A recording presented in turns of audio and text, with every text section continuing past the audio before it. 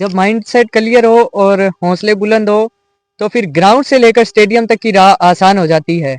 ऐसी स्टोरी मैं लेके आया हूँ आपके लिए हमारे पॉडकास्ट में। लोग कहते हैं क्रिकेट लड़कियों के लिए नहीं बनी, सिर्फ लड़कों के लिए बनी है।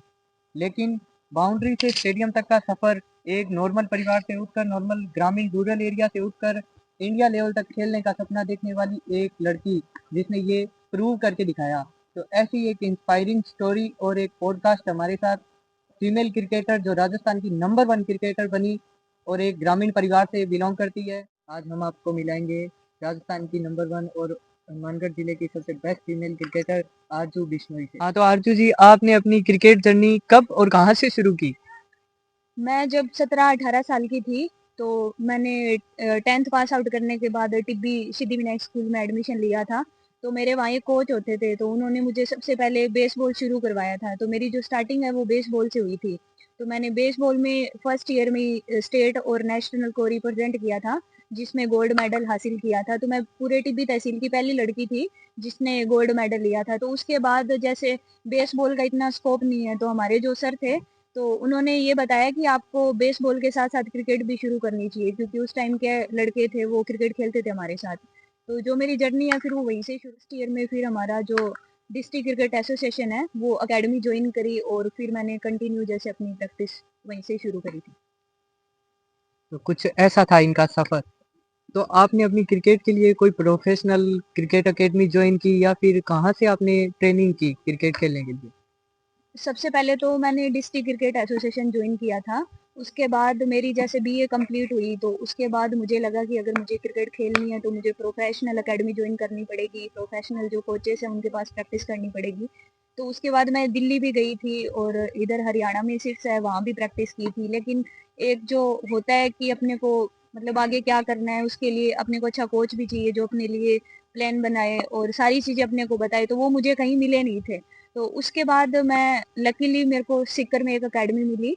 तो वहाँ एक कोच थे मेरे धर्मपाल सर, जो मतलब उन्होंने मेरी क्रिकेट शुरू करवाई थी। मेरी जो क्रिकेट है वो उन्हीं से ही शुरू हुई है, क्योंकि उन्होंने ही मुझे बताया था कि कैसे इंडिया खेलना है, कैसे आईपीएल खेलना है, या कैसे अपने क्रिकेट में आगे स्टेट को रिप्रेजेंट कर सकते हैं। तो जब मैंने अकेडमी ज्वाइन की थी तो उस टाइम मुझे कुछ भी नहीं पता था कि क्रिकेट में क्या खेलना होता है, क्या नहीं खेलना होता है, या कैसे खेलना होता है। तो उन्होंने ही मुझे मोटिवेट किया था, उन्होंने ही मुझे गाइड किया था क्रिकेट के बारे में। तो जो मेरे कोच हैं तो वो धर्मपाल सर ही है और मैं 7 साल से वही प्रैक्टिस कर रही थी। जैसा कि इन्होंने बताया कि इनके कोच के द्वारा ही इन्हें सब कुछ पता चला, तो गुरु के बिना ज्ञान संभव नहीं है, ये इस बात से साबित होता है। जैसे कि आप क्रिकेट एकेडमी भी चला रहे हो, पीछे वो 1 साल हो गया आपको क्रिकेट एकेडमी चलाते हुए। तो ये आपको कहाँ से ये मतलब मोटिव था कि आपका कि कोई मोटिव था कि क्रिकेट एकेडमी शुरू करनी है, या फिर ये क्या पर्पज से आपने शुरू की? जब मैंने क्रिकेट शुरू की थी तो मैं 17-18 साल की थी। तो अपने को कोई भी चीज़ हो, चाहे स्टडी हो या कोई भी स्पोर्ट हो, तो अपने को शुरू करने से पहले ये पता होना चाहिए कि अपने पास टाइम कितना है। जब मैंने क्रिकेट शुरू करी थी तो मैं 18 साल की हो गई थी और मेरे पास टाइम बहुत ही कम था, क्योंकि अगर मैं 5-6 साल की शुरू करती तो मेरे पास इनफ टाइम होता कोई भी मतलब लेवल पे खेलने के लिए, चाहे वो 15 हो, चाहे 19 हो या अंडर 23 हो। तो जब मैंने क्रिकेट शुरू की तो तब मेरे पास सिर्फ 19 का 1 साल बचा था। तो मैंने मतलब अच्छी मेहनत करी थी और उसी साल मैंने राजस्थान अंडर 19 रिप्रेजेंट किया था। तो उसके बाद जो मेरे कोच थे तो उन्होंने मुझे बताया कि अगर अपने को आगे क्रिकेट खेलनी है इंडिया लेवल पे या आईपीएल लेवल पे, तो अपने पास कम से कम 8-9-10 साल का टाइम होना चाहिए। लेकिन अपने क्या है, किसान परिवार से हैं, गांव में रहते हैं, अपना जो फैमिली है, अपने इधर गांव का जो कल्चर है वो ऐसा नहीं है कि अपने को 10 साल दे देते या 15 साल वो दे देते सिर्फ एक क्रिकेट के लिए। बिल्कुल। तो फिर मेरे कोच ने मुझे सजेस्ट किया कि जैसे हमारे खेत है, जमीन भी है, तो उन्होंने मुझे कहा कि आप एक तो एज ए प्रोफेशनल एकेडमी चला सकते हो, आप खुद एकेडमी बना सकते हो, जिससे आपके पास क्या है खेलने के लिए टाइम मिल जाएगा। खुद की एकेडमी होगी तो रिस्पॉन्सिबिलिटी भी होगी आप पे। तो उस मतलब थॉट से मैंने इंस्पायर होके मैंने सोचा कि मैं एकेडमी बना लूंगी तो शायद मतलब फाइनेंशियली भी थोड़े कैपेबल हो जाएंगे, और जो टाइम प्रोसेस है जैसे 8-9 साल का टाइम चाहिए तो वो मुझे उसके लिए मिल जाएगा। तो बेसिकली मैंने मेरे खुद के लिए ही एकेडमी बनाई थी कि मेरे को मतलब उस लेवल पे खेलने के लिए वैसी फैसिलिटी मिले, चाहे क्रिकेट ग्राउंड है या नेट्स वगैरह है या मैचेस वगैरह है। तो मैंने खुद के लिए ही एकेडमी बनाई थी।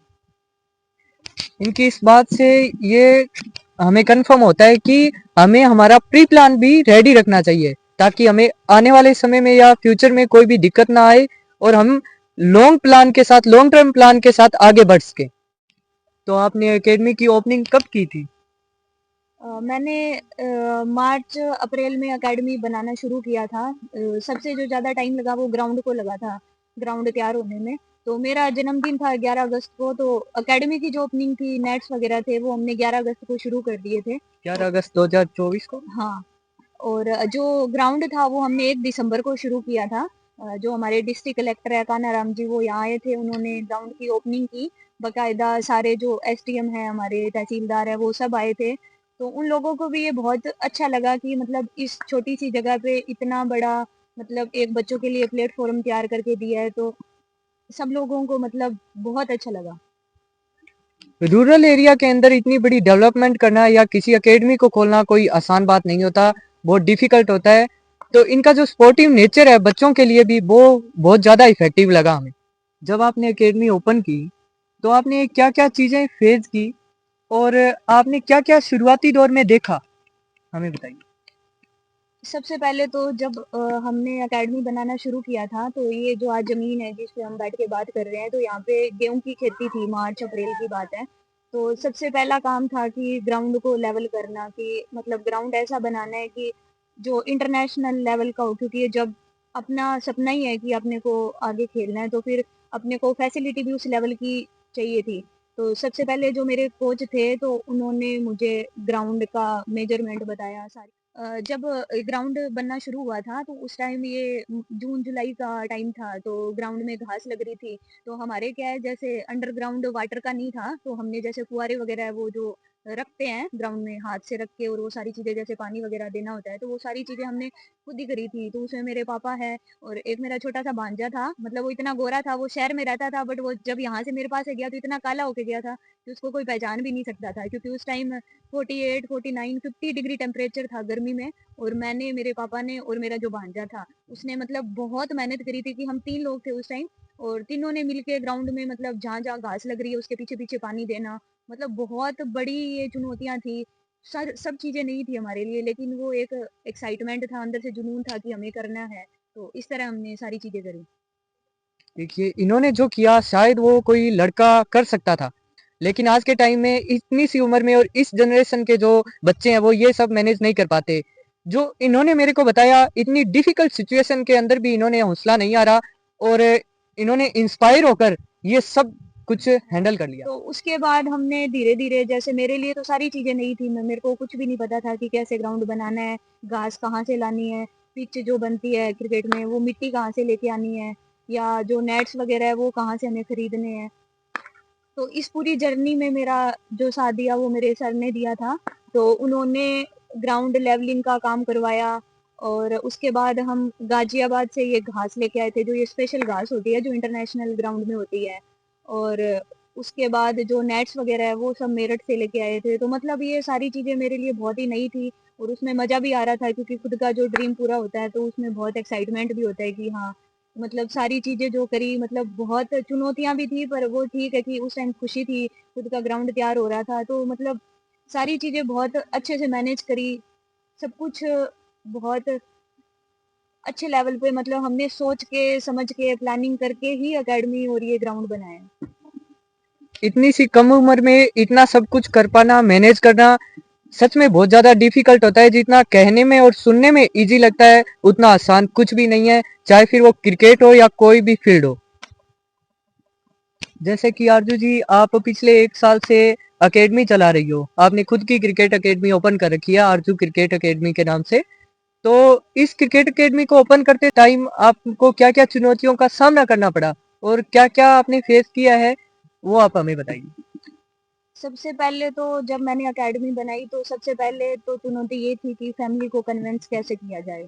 तो इस कन्विंसिंग में जो मेरे कोच हैं उन्होंने मेरा बहुत सहयोग किया था, क्योंकि वो यहाँ आए, मेरे पेरेंट्स से बात की, सब कुछ उन्होंने उनको समझाया कि कैसे अपने इस चीज़ को मतलब एग्जीक्यूट कर सकते हैं, कैसे जो ज़मीन है उसमें अपने ग्राउंड बना सकते हैं, जिससे इसको भी फ़ायदा होगा और बाकी जो एरिया है आसपास उन बच्चों को भी फ़ायदा होगा।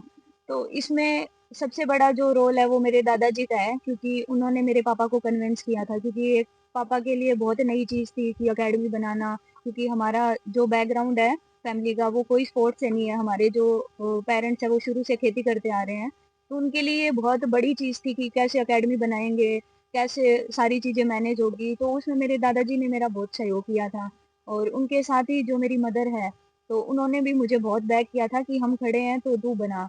तो ये सारी चुनौतियाँ तो बाद की है, उससे पहले जो सबसे बड़ी चुनौती थी वो मेरे लिए थी कि मैंने बीपीएड कर रखी थी और पीटीआई की मेरे को जॉब करनी थी। तो मेरे पास 2 ऑप्शन थे कि या तो मैं क्रिकेट की एकेडमी बनाऊँ और खुद आगे क्रिकेट खेलूँ, और या फिर मैं पीटीआई की जॉब है उसको जॉइन करके और अपना जो फ्यूचर है वो सेट करूँ। तो मुझे दोनों में से एक चीज़ को चूज़ करना था। तो मेरे कोच ने मुझे बहुत मतलब मोटिव किया कि अगर तुझे जॉब करनी है तो बहुत टाइम पड़ा है जॉब के लिए, अपने 60 साल 65 साल तक जॉब कर सकते हैं, लेकिन ये तेरा पीक टाइम है कि अभी तेरे को या तो क्रिकेट खेलनी है या फिर जॉब करनी है, वो तेरे को डिसाइड करना है। तो मैंने वो अपनी जॉब छोड़ के, गवर्नमेंट जॉब छोड़ के मैंने ये डिसाइड किया था कि मुझे क्रिकेट खेलना है और मुझे खुद की एकेडमी बनानी है। तो सबसे बड़ी चुनौती तो यही थी कि मैंने जॉब का इतना बड़ा रिस्क लिया और उसके बाद मैंने ये इतना बड़ा सेटअप बनाया। अच्छा, इनका ये जो माइंडसेट था ये बहुत ही मेच्योरिटी को यहाँ पे दिखाता है कि इन्होंने अपने प्री प्लान को भी रेडी रखा, और इनकी फैमिली सपोर्ट थी। वो किसी भी फील्ड में जाओ तो हर जगह फैमिली सपोर्ट बहुत ज्यादा जरूरी है, और इनके पास सबसे बड़ा वेपन था वो था फैमिली सपोर्ट का। और सबसे अच्छे थे इनके कोच। जब आप एकेडमी ओपन कर रहे थे तो आपने अपनी फैमिली को कैसे कन्विंस किया, और क्या क्या चुनौतियां आई एकेडमी को ओपन करने में, वो आप हमें बताइए। सबसे पहले तो मतलब होता है कि एक फादर को कन्विंस करना, क्योंकि मैं एक लड़की हूँ, और अगर मैं मेरे मतलब यहाँ एकेडमी बनाती तो सबसे बड़ी चुनौती तो यही थी कि कल को शादी कर देंगे तो अपने ससुराल जाएगी, तो फिर कौन एकेडमी संभालेगा, या फिर मतलब जो भी थॉट्स होते हैं कि लड़की है तो जमीन ले लेगी, मतलब ये लोगों के व्यूज थे। मतलब उस टाइम मैंने पापा से बात करी कि मुझे एकेडमी बनानी है, आगे खेलना है, तो उसके लिए। लेकिन ये उसमें सबसे बड़ा जो था मेरा प्लस पॉइंट वो मेरे दादाजी थे, कि उन्होंने मेरे पापा को कन्विंस किया इस चीज़ के लिए कि आज अपने इतने टाइम से कमा रहे हैं या कुछ कर रहे हैं तो बच्चों के लिए ही कर रहे हैं। तो मेरे दादाजी ने मतलब मेरे दादाजी के आगे तो पापा क्या ही बोलते हैं। तो जो सबसे बड़ा प्लस पॉइंट था वो मेरे दादाजी थे, तो उन्होंने मेरे पापा को भी कन्विंस किया। बाकी जो मेरी मम्मी है वो तो ऑलरेडी कन्विंस ही थी, क्योंकि वो बहुत ओपन माइंडेड है, बहुत ज़्यादा बोल्ड है। मतलब उनके जो थॉट्स है वो बहुत मतलब नेक्स्ट लेवल के है। मैं उनका बता नहीं सकती कि वो कितनी मैच्योर है, क्योंकि वो खुद अपनी लाइफ में चीज़ें कर नहीं पाई थी, क्योंकि उस टाइम संसाधन नहीं होते थे, कमियां बहुत थी। तो मतलब उन्होंने मुझे बहुत सपोर्ट किया, उसके साथ मेरे दादाजी ने किया। फिर जब दादाजी ने मेरे को बैक किया तो मेरे पापा ऑलरेडी मान गए। फिर मेरे जो ब्रदर है, मेरी सिस्टर है, उन्होंने भी बैक किया। और जब मैंने एकेडमी बनाना शुरू किया था तो मतलब मेरे लिए सारी चीज़ें नई थी, क्योंकि मुझे कोई एक्सपीरियंस नहीं था एकेडमी बनाने का, या कैसे एकेडमी बनेगी, क्या क्या चीज़ें होगी। तो मेरे जो कोच थे उन्होंने मतलब इस प्लान में मेरा बहुत सहयोग किया था। तो जैसे एकेडमी बनाने से लेकर और एकेडमी बन गई तब तक उन्होंने मुझे बहुत सारी चीज़ें बताई। और मतलब चुनौतियां तो बहुत हर एक फील्ड में थी। मतलब जिस दिन एकेडमी की नींव रखी थी उस दिन से लेके और आज तक मतलब बहुत सारी चुनौतियां आई हैं, लेकिन वही है, फैमिली सपोर्ट था, मम्मी का था, पेरेंट्स का, दादा दादी सबका सपोर्ट था, तो मतलब बहुत इजी वे में वो चुनौतियां पार कर ली। तो अगर फैमिली का सपोर्ट हो तो आप किसी भी फील्ड में काम कर रहे हो तो आपको कोई भी फियर नहीं रहता और कोई भी दबाव नहीं रहता।